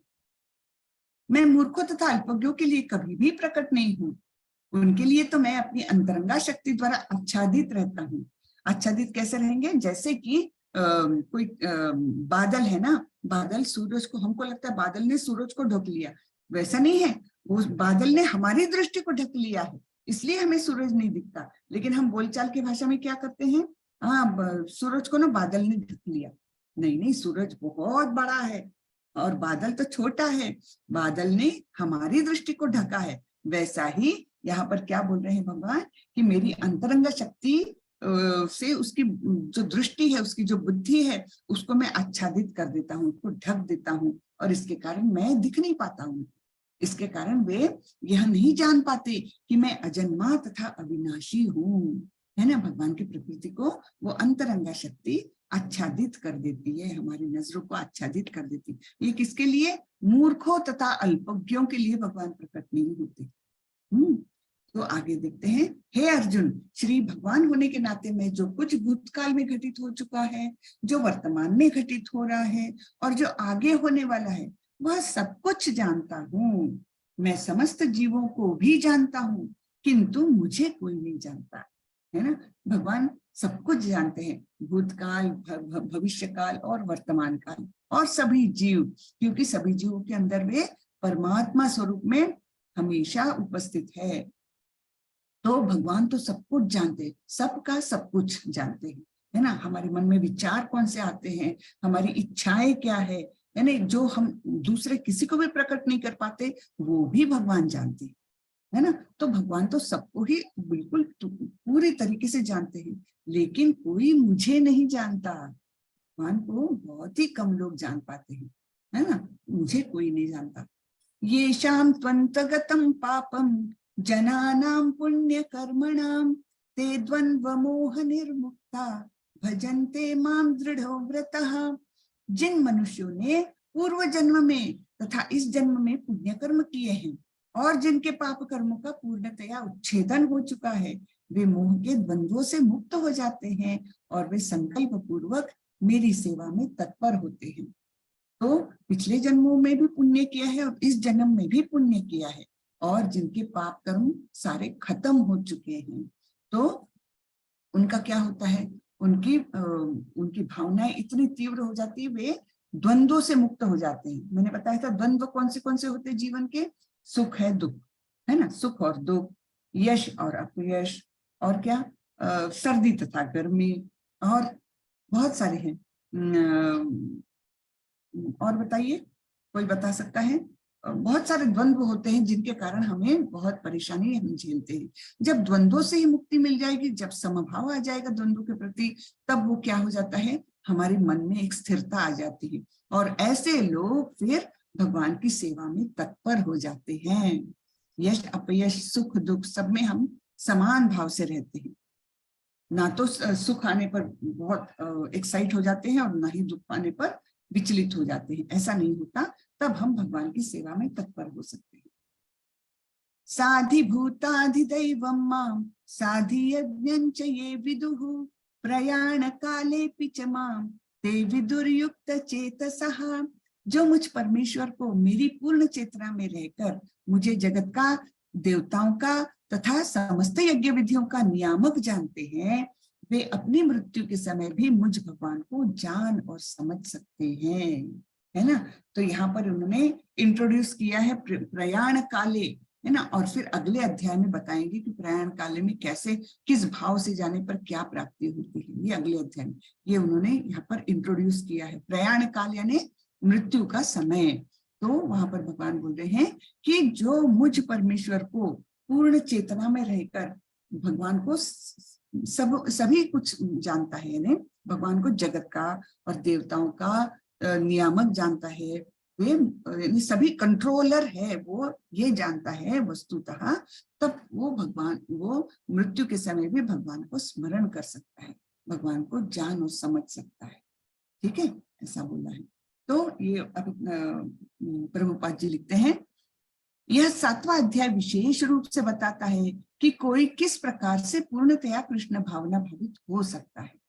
कृष्ण भावना का शुभारंभ ऐसे व्यक्तियों के सानिध्य से होता है जो कृष्ण भावना भावित होते हैं, है ना। यानी सबसे पहले तो हमको साधु संग करना चाहिए, साधुओं के साथ रहना चाहिए, साधु इन द सेंस भक्त, है ना। तो साधु संग का बहुत महत्व है। एसोसिएशन ऑफ डिवोटीज, ये बहुत महत्वपूर्ण होता है। सो कृष्ण भावना का शुभारंभ ऐसे व्यक्तियों के सानिध्य से होता है जो कृष्ण भावना भावित होते हैं। ऐसा सानिध्य आध्यात्मिक होता है और इससे मनुष्य प्रत्यक्ष भगवान के संसर्ग में आता है और भगवत कृपा से वह कृष्ण को भगवान समझ सकता है। उनकी ही कृपा से हम उनको भगवान समझ सकते हैं, उनकी कृपा के बिना नहीं। साथ ही वह जीव के वास्तविक स्वरूप को समझ सकता है और यह समझ सकता है कि किस प्रकार कृष्ण को भुलाने से वह प्रकृति के नियमों द्वारा बंधा गया है ना। क्यों बंध गया है? क्योंकि हमने कृष्ण को भुलाया, इसलिए हम इस भौतिक जगत में आए और फिर भौतिक प्रकृति के 3 गुणों से बंध गए। वह यह भी समझ सकता है कि यह मनुष्य जीवन कृष्ण भावनामृत को पुनः प्राप्त करने के लिए मिला है, अतः इसका सदुपयोग परमेश्वर की अहेतुकी कृपा प्राप्त करने के लिए करना चाहिए। कितना सुंदर लिखा है ना। यानी हमको मनुष्य जीवन मिला है तो हमको इसका फायदा उठाना चाहिए। ये नहीं कि सोने की ईंट हम पेपर वेट के समान इस्तेमाल कर रहे हैं। हमको जो सोने के जैसा यानी इतना मूल्यवान जो मनुष्य जीवन मिला है, उसकी सार्थकता कब होगी? जब हम कृष्ण के धाम को प्राप्त करेंगे, जब हम भगवत धाम को प्राप्त करेंगे। तो अब यहाँ पर एक छोटी सी रिवीजन लेती हूँ। भगवत गीता में 5 विषय लिए गए हैं। कौन से 5 विषय हैं जिनके बारे में हमें भगवत गीता के माध्यम से जानकारी मिलती है? वो 5 है। सबसे पहले तो ईश्वर है, हम ईश्वर के बारे में जान रहे हैं, ईश्वर की कैसी शक्तियां होती है, पराशक्ति, अपराशक्ति, फिर भौतिक जगत में उसका कैसा प्रकटीकरण है, रसो हमअप्सु कौन्तेय, है ना। ये सब हम भगवान के बारे में जान रहे हैं। अभी तो आगे बहुत जानना बाकी है, लेकिन ये हमने जानना चालू कर दिया है। तो हम भगवत गीता के माध्यम से ईश्वर को जानते हैं, वैसे ही जीव को जानते हैं। जीव यानी हम लोग जीवात्माएं, तो हम कैसे भगवान के ही अंश है, और हम केवल अपने अहंकार के कारण या कृष्ण को भुलाने के कारण हम इस भौतिक जगत में हैं। तीसरा विषय है ईश्वर जीव प्रकृति। प्रकृति के बारे में हम बहुत कुछ जानने वाले हैं भगवत गीता में। हाँ, प्रकृति के 3 गुण, वो 3 गुण कैसे हम पर असर करते हैं, ये 3 गुणों में, विविध गुणों में रहते हुए मनुष्य को मृत्यु के पश्चात क्या मिलता है ना, ये सब कुछ हम जानने वाले हैं भगवत गीता में। फिर चौथा है काल। काल यानी समय, ना, समय कैसे कार्य करता है, ये भी हम जानने वाले हैं। 11वें अध्याय में हम देखेंगे इसको, ठीक है। और फिर कर्म। कर्म भी हम कर्मयोग के माध्यम से बहुत कुछ जान चुके हैं, कैसे कर्म, अकर्म, विकर्म होता है ना, अच्छा कर्म, बुरा कर्म और आध्यात्मिक कर्म। तो ये सब हम कर्म के बारे में जान चुके। तो ये 5 टॉपिक्स है भगवत गीता के। ये आप लोग बिल्कुल याद रखिए, चाहे तो नोट डाउन कर लीजिए, क्योंकि 18 दिन का कोर्स हो जाएगा। आपको कोई पूछेगा अच्छा क्या है, क्या बताते हैं भगवत गीता में, क्या जानकारी मिलती है, तो कम से कम आप ये तो बता सके, हाँ हमें जानकारी मिलती है ईश्वर, जीव, प्रकृति, काल और कर्म, ये 5 विषय हैं जो भगवत गीता में लिए गए हैं। इतना तो आप बता सकेंगे कम से कम, ठीक है ना। तो ये तो आप नोट डाउन कर लीजिए, भगवत गीता के 5 विषय। तो यहाँ पर हम देखते हैं तो किस प्रकार 7वां अध्याय विशेष रूप से बताता है कि किस प्रकार से हम कृष्ण भावना भावित हो सकते हैं। यानी भक्ति योग यहाँ से चालू हुआ है ना। तो पूर्णतया हमें कृष्ण भावना भावित होना है। तो ये इसका प्रारंभ कैसा हो सकता है? हमको एसोसिएशन चाहिए, डिवोटीज का, भक्तों का एसोसिएशन, साथ। जब हम भक्तों के साथ रहेंगे, यानी बिल्कुल रहना, यानी ऐसा नहीं कि हम मंदिर में जाके रहें, लेकिन कुछ समय तक हम ऐसे व्यक्तियों को सुने, है ना। आप सुनने, श्रवणम तो बहुत इंपॉर्टेंट है ना। तो ऐसे व्यक्तियों से, जैसे प्रभुपाद जी है, उनके लेक्चर्स सुने, बहुत सारे हैं यूट्यूब पर, और भी बहुत सारे इस्कॉन के बहुत सारे डिवोटीज के सुंदर सुंदर लेक्चर्स हैं। तो आप ऐसे उनको चुनिए, आपको जिस भाषा में सुनना है उसको सुनिए। और फिर जब हम ऐसे इस प्रकार से सानिध्य में आ रहे हैं हम, है ना, तो ऐसा सानिध्य आध्यात्मिक होता है। ऐसा वैसा फालतू म्यूजिक सुनो या कुछ तो भी जोक सुनो, इसके बदले आप लोग ये सुनिए। इस्कॉन, मतलब इस्कॉन के बहुत सारे डिवोटीज के अच्छे बहुत सुंदर वक्ता लोग हैं इनके पास, तो उनके लेक्चर्स आप सुना करिए। खास करके प्रभुपाद जी का सुनेंगे तो बहुत ही अच्छा। तो ऐसे सानिध्य से क्या होता है, अपनी आध्यात्मिक इच्छाएं भी बढ़ती है, और फिर इस प्रकार से हम प्रत्यक्ष भगवान के संसर्ग में आ जाते हैं। तो कभी मंदिर जाइए, वहां के पंडितों से, वहां से बात कीजिए कि कैसे आध्यात्मिक प्रगति की जा सकती, क्या करना चाहिए। इस प्रकार अलग अलग डिवोटीज के साथ आप लोग बातें कर सकते हैं, है ना। फिर वो इस प्रकार अगर हम एसोसिएशन करेंगे भक्तों का, तो हमको भगवान समझ में आने लगते हैं थोड़े थोड़े, और फिर वो अपने वास्तविक स्वरूप को जान पाता है। हमारा वास्तविक स्वरूप क्या है? हमारा वास्तविक स्वरूप ये है कि हम भगवान के अंश है, हम उनके निरंतर दास है। ये हमारा वास्तविक स्वरूप है। और हम कौन सा स्वरूप समझ पाते हैं कि मैं ये शरीर हूँ, मेरा शरीर तो बड़ा सुदृढ़ है, और मैंने इतना पैसा कमाया है, मेरे इतने रिलेटिव्स है, ये हम झूठा अहंकार पाल लेते हैं। हमारा असली अहंकार क्या होना चाहिए कि मैं कृष्ण का अंश हूँ, हाँ, मैं कृष्ण का नित्य सेवक हूँ, ये हमारी असली पहचान है। तो इसको कहेंगे हम सच्चा अहंकार। और इसको क्या करेंगे दूसरे को कि मेरा, मैंने, मेरे लिए, ये जो होता है वो मिथ्या अहंकार, झूठा अहंकार। ठीक है। तो जब हम अपने वास्तविक को स्वरूप को समझ जाते हैं तब हम जानते हैं कि अरे मैंने क्या किया, मैं तो भगवान के पास ही था, वहां से छटक के क्यों आया, क्योंकि मैं अपने आप को बहुत कुछ समझने लग गया था। तब भगवान ने बोला ठीक है बेटा, तेरे लिए भौतिक संसार बनाया है, वहां पर जाके तू एंजॉय कर। लेकिन यहाँ पर आने के बाद क्या हुआ, प्रकृति के 3 गुणों ने हमको बांध लिया, मोह माया ने हमको जकड़ लिया और हम भगवान कृष्ण को भूल गए। और फिर इसी भव सागर में हम गोते खा रहे हैं, है ना। और सुख किसको मान रहे हैं, जैसे किसी को बाल्टी भर पानी में उसका मुंह डाल दो तो कितनी तकलीफ होती, और जब बाहर निकालो तो हाँ, तो इसको हम सुख मानते हैं। और जब बाल्टी के अंदर हमारा पानी में मुंह चला जाता है तो उसको दुख मानते हैं। लेकिन ये ऊपर लाने वाला भी सुख कितना क्षणिक है, यानी तकलीफों के बाद थोड़ा सा रिलीफ, यानी सुख, ये हमारी परिभाषा हो गई है जो बिल्कुल ही गलत है। सुख क्या है, जो गोलोक वृंदावन में है, कृष्ण के साथ लीलाओं में संग रहने का जो सुख है वो असली सुख है। ये तो कुछ भी नहीं है ना। ये तो केवल थोड़ा सा दुखों से थोड़ा सा छुटकारा मिल जाता, थोड़ी सी गैप मिल जाती, उसको हम सुख मानते हैं। लेकिन इसको भगवान ने स्वयं क्या बोला है, भक्ति जगत को दुखालयम अशाश्वतम, ऐसा वर्णन भगवान ने किया हुआ है इसका, तो हम क्या बोल सकते हैं, है ना। तो इस प्रकार हम प्रकृति के नियमों द्वारा बद्ध हो जाते हैं और हम ये नहीं समझ पाते कि मनुष्य जीवन हमें क्यों मिला है, हमारा एम क्या होना चाहिए, जीवन का लक्ष्य क्या होना चाहिए। लक्ष्य होना चाहिए कि कृष्ण भावनामृत के माध्यम से हम कृष्ण को प्राप्त कर सके, कृष्ण की कृपा को प्राप्त कर सके, है ना। तो ये अध्याय का सारांश ये है, कृष्ण के बारे में ज्ञान की महिमा, कश्चिन माम वेत्ति तत्वतः, है ना। तो ये पहले से लेकर तीसरे श्लोक तक भगवान ने बताया है ना कि मैं ये संपूर्ण ज्ञान उनको दे रहा हूं, तच्छृणु, सुनो उसको, है ना। भगवान कृष्ण के ऊर्जाओं का ज्ञान, तो उसमें क्या क्या बताया था कि वो भूमिरापो अनलो वायु खम मनो बुद्धिरेव च अहंकार इतियन में भिन्ना प्रकृति रष्टता, ये 8 प्रकार की एनर्जीज। उसके बाद रसो हम सुकौंतेय प्रभास में शश सूर्यो, बहुत सारे श्लोक है जिसका हमने फिर समरी चार्ट देखा था। ठीक है, भगवान कृष्ण को समर्पण करना होगा। फिर भगवान ने विषय लिया है कौन सा वाला, देवताओं की पूजा। तो देवताओं की पूजा को भगवान ने क्या बोला है कि बुद्धिहीन मनुष्य भौतिक इच्छाओं की पूर्ति के लिए देवताओं के पास जाते, लेकिन उनकी श्रद्धा को मैं ही स्थिर करता हूँ और उनके द्वारा जो दिया जाता है देवताओं द्वारा वो एक्चुअली मैं ही देता हूँ। इस प्रकार से भगवान ने बताया है। सो भ्रांति से भक्ति तक, इस प्रकार से ये 6वें अध्याय का था।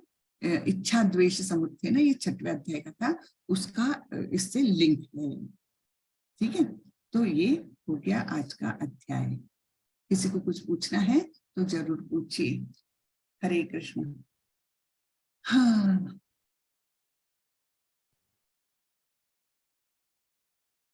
हरे कृष्ण तानिया माता जी। हरे कृष्ण।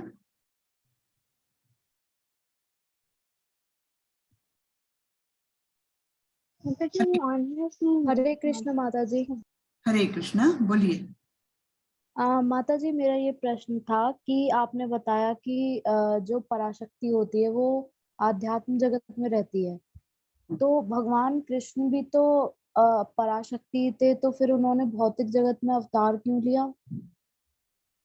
अवतार लेने की कारण देखे थे ना हमने, कौन से 4थे अध्याय में देखे थे, कौन से थे कि भक्तों का उद्धार करने, दुष्टों का विनाश करने और धर्म की पुनः स्थापना करने के लिए मैं यहाँ अवतार लेता हूँ, ऐसे 4थे अध्याय में हमने देखा था। तो ये 3 कारणों से लेते हैं, भक्तों का उद्धार करने, दुष्टों का नाश करने और धर्म की पुनः स्थापना करने। है ना। यदा यदा ही धर्मस्य ग्लानिर्भवति भारत अभ्युत्थानम अधर्मस्य तदात्मानं सृजाम्यहम्। तब मैं अवतार लेता हूँ। कब? जब अधर्म की वो होती है, बढ़ोतरी होती है और धर्म का ह्रास होता है, तब मैं लेता हूँ। क्यों लेता हूँ? तो परित्राणाय साधूनां विनाशाय च दुष्कृतां धर्म संस्थापनार्थाय संभवामि युगे। यानी सज्जनों का उद्धार करने, भक्तों का उद्धार करने, दुष्टों का विनाश करने और धर्म की पुनः स्थापना करने के लिए मैं हर युग में अवतार लेता हूँ, ऐसा बोला है। जी। माता जी एक प्रश्न और था जी। ये ब्रह्मांड क्या सच में एक से ज्यादा होते हैं? हाँ हाँ, करोड़ों ब्रह्मांड है, करोड़ों ब्रह्मांड है, बिल्कुल। तो माता जी जैसे हमारे ब्रह्मांड पे जीवन है, तो ऐसे ही सभी जगह दूसरे पर जीवन, सभी में जीवन है, सभी जी। ब्रह्मांडों में जीवन है, ये हमारे शास्त्रों से पता चलता है। और माता जी एक जाप को लेके प्रश्न था हाँ हाँ, कि अगर कभी बीच में हमसे छूट जाता है 1-2 दिन और तबीयत खराब है या किसी कारण से, तो कोई प्रॉब्लम तो नहीं होगी उसमें? वैसे प्रॉब्लम तो नहीं है, लेकिन हम क्या करते हैं, जैसे किसी दिन नहीं हो सका, गेस्ट आ गए या कहीं बाहर जाना पड़ा, तो दूसरे दिन उसको रिकवर कर लेते हैं। ऐसे जी। छोड़ते नहीं है जनरली, उसको रिकवर कर। हाँ, ज्यादा ही लंबा बीमार है, 4-6 दिन का गैप हो गया, नहीं कर पाएंगे, फिर तो छोड़ना ही पड़ेगा। लेकिन जैसे 1 आध दिन का गैप हुआ तो उसको रिकवर करना ज्यादा अच्छा। जी। हरे कृष्ण। ओके, थैंक यू माता जी। हरे कृष्ण। हरे कृष्ण। मानसी माता जी, आप कुछ बोल रही थी क्या? एडमिन मानसी माता जी। नहीं माता जी, एक्चुअली अनम्यूट नहीं हो पा रही थी, तो इसलिए मैंने पूछा। माता जी अच्छा, अच्छा। क्वेश्चन भी है चैट में कि मैम ऐसा कहते हैं कि कृष्णा 100 बार बोलने के बराबर एक राधा नाम है, ऐसा सच है क्या? कृष्ण और राधा का तो नहीं मालूम, लेकिन विष्णु, राम, राम और कृष्ण, इनका मालूम है मुझे। ये 1000 नाम विष्णु के तो एक नाम राम का ले सकते हैं, और 3 नाम राम के बराबर एक कृष्ण का होता है। ये तो मुझे मालूम है, राधा और कृष्ण का शैलेश्वर नहीं। जी ने पूछा है। जी, ये राधा और कृष्ण का मैंने नहीं अच्छा सुना। माता जी, मैंने तो सुना है राधा और कृष्ण दोनों एक ही है, हम राधा बोलते हाँ हैं, हाँ, कृष्ण बोलते इसलिए वो एक ही है एक्चुअली। हैं। बट हम राधा अगर जी राधा ने, बोलेंगे माता जी तो राधा जी अकेले नहीं आएंगी, इसलिए हम हाँ, अगर कृष्ण जी को बुलाएंगे तो कृष्ण जी के साथ राधा जी आएंगे, ऐसा है। वेरी तो सुना है, गुड। क्योंकि अभी कोई अगर कोई फैमिली है, मतलब उन लोग पति पत्नी है, अगर हम पत्नी को खाली बुलाते तो वो नहीं आते हैं। अगर मैं उनके पति हस्बैंड को बुलाऊं कोई पार्टी में या फिर कहीं पे, तो अपनी पत्नी को लेकर आएंगे, तो ऐसा है। अच्छा अच्छा, इसलिए माता जी। ठीक ठीक। तो आपका ये मिल गया होगा जवाब, माता जी ने अच्छा बताया। और दूसरा मैं बताना चाह रही हूँ, राधा जी है ना, वो कृष्ण की आह्लादिनी शक्ति है। आह्लादिनी ने कृष्ण की ही शक्ति, जैसे हमने पराशक्ति अपराशक्ति देखा, वैसे आह्लादिनी शक्ति राधा जी है, उनको आह्लाद देने वाली, तो उनकी ही शक्ति है। तो इसलिए वो मतलब ऐसा तो नहीं माता जी होता। अंतरंगा शक्ति भी बोलते हैं ना, अंतरंगा और आह्लादिनी, आह्लादिनी। आह्लादिनी अलग है।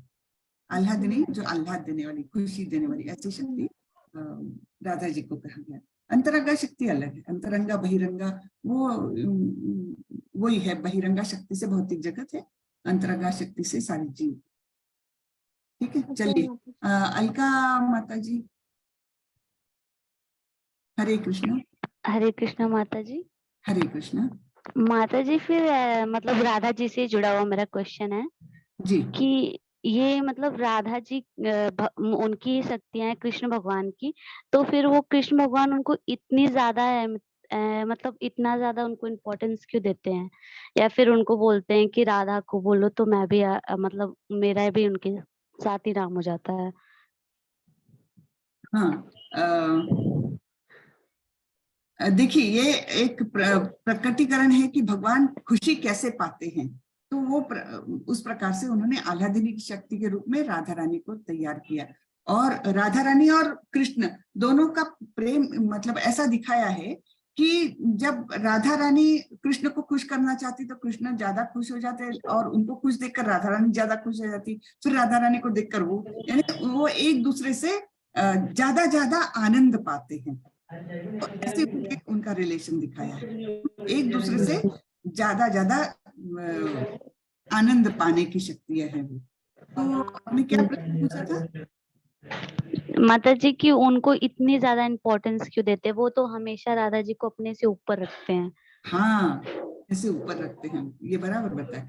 क्यों रखते हैं ये तो मैं नहीं बता सकूंगी, लेकिन अपने से ऊपर जानते हैं जी, ये तो हमेशा नहीं वो बता बोलते सकूंगी। हैं कि राधा के चरण तो मेरे हृदय में भी, मतलब ऐसा करके बहुत जगहों पे लिखा गया है। और कई बार जैसे मेरे पास जो लड्डू गोपाल है, राधा जी के चरण उनके मतलब सीने पे बने हुए हैं। अच्छा, तो फिर इससे ऐसा लगता है कि मतलब राधा जी को बहुत ज्यादा बहुत इम्पोर्टेंस देते हैं। बराबर। माता जी ऐसा यानी भी वो कहा प्रेम की जाता है शक्ति कि को, कृष्ण और राधा जी का जन्म प्रेम को मतलब सिखाने के लिए हुआ था। एग्जैक्टली इसके सही पीछे बात है। हाँ, हाँ, इसके लिए तो करते एक्चुअली हैं। कहा जाता है कि ये भौतिक जगत में प्रेम नाम की चीज है ही नहीं। प्रेम है केवल आध्यात्मिक जगत में ही प्रेम है। यहाँ पर जो है वो तो काम वासना है, यहाँ पर प्रेम है ही नहीं। ज्यादा से ज्यादा निकटतम प्रेम जो बोला जाता है वो माँ और बच्चा, माँ का प्रेम जो है वो निकटतम है थोड़ा सा, जो आध्यात्मिक जगत में प्रेम है। बाकी यहाँ पर प्रेम है ही नहीं, सब अपने अपने स्वार्थ के लिए या वासना तृप्ति के लिए ही प्रेम बोलते हैं उसको। सिर्फ माँ का प्रेम थोड़ा कुछ अंश से आध्यात्मिक जगत वाला प्रेम है। हरे कृष्ण। हरे कृष्ण। माता जी एक क्वेश्चन है चेक में, अगर भक्ति करना हमारा धर्म है तो माया हमें आगे बढ़ने से क्यों रोकती है? सोमराज ने पूछा। बहुत अच्छा क्वेश्चन है ये। माया इसलिए रोकती है क्योंकि माया भी वैसे तो भगवान की ही शक्ति है। माया इसलिए रोकती है कि जब हम शुद्ध भक्त बन जाते हैं ना, हाँ, तब भगवान हमारे दास हो जाते हैं। तो ज्यादा से ज्यादा लोगों के दास नहीं बनना चाहते भगवान, यद्यपि उनको खुशी होती है कि हाँ ये मेरे पास आ रहा है, फिर भी माया जो है वो सोचती है कि नहीं नहीं, कृष्ण इतने लोगों के दास क्यों बने। तो माया शुद्ध भक्त होने से रोकती है, बहुत कुछ कुछ अड़चने डालती है, क्योंकि अगर हम शुद्ध भक्त हो गए तो भगवान हमारे दास हो गए है ना, भगवान भक्तों के दास हो जाते हैं, इसलिए रोकती है। जी माता। और कुछ है? नहीं माता जी, सारे क्वेश्चन तो हो गए। ओके। आप लोगों से मैं थोड़ा सा फीडबैक चाहूंगी कि ज्यादा फास्ट तो नहीं हो रहा है, ये थोड़ा समझ में आ रहा है आप लोगों के? मतलब जो जी माता जी। ज्यादा फास्ट तो नहीं होता है ना? नहीं नहीं माता जी, एकदम सही, सब सही चलता है। ओके, धन्यवाद। हरे जी कृष्ण। माता जी। हरे कृष्ण माता जी। हरे कृष्ण। चलिए, तो आज का अध्याय यहीं खत्म। माता जी अभी 2 क्वेश्चन और आए हैं। अच्छा, मैं बोलती हूँ माता जी। माता जी ऐसा बोलते हैं कि राधा रानी माता लक्ष्मी जी का रूप है, ऐसा है क्या? वैसा माता एग्जैक्टली जी मैंने सुना है कि रुक्मिणी और राधा जी दोनों थी, हाँ, तो रुक्मिणी जी लक्ष्मी जी का था हाँ, रुक्मिणी रूप, और करेक्ट। राधा जी महालक्ष्मी जी की रूप थी। राधा जी ऐसा महालक्ष्मी भी जी का तो सुना मुझे नहीं पता, मैंने जो पढ़ा है हाँ, रुक्मिणी जी लक्ष्मी का रूप है, यानी लेकिन राधा रानी जो है वो दिनी शक्ति है। मानी, हाँ, आह्लादिनी शक्ति है।